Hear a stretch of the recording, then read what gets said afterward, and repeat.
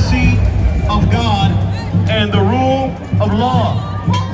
And the Canadian Charter of Rights and Freedoms guarantees these rights and freedoms set out in it, subject only to conscience and freedom of religion, freedom of thought and freedom of belief, freedom of opinion and freedom of expression, including the freedom of the press and other media of communication, and freedom of peaceful assembly and the freedom of association.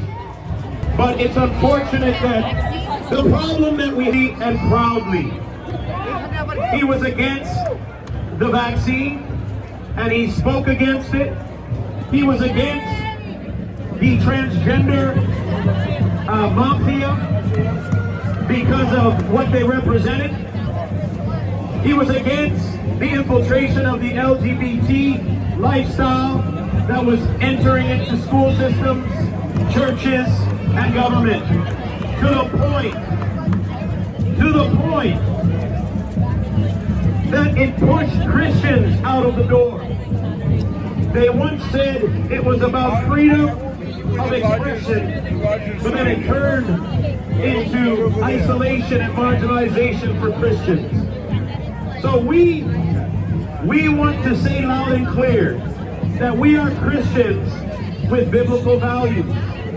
And we are not ashamed of what the Bible says.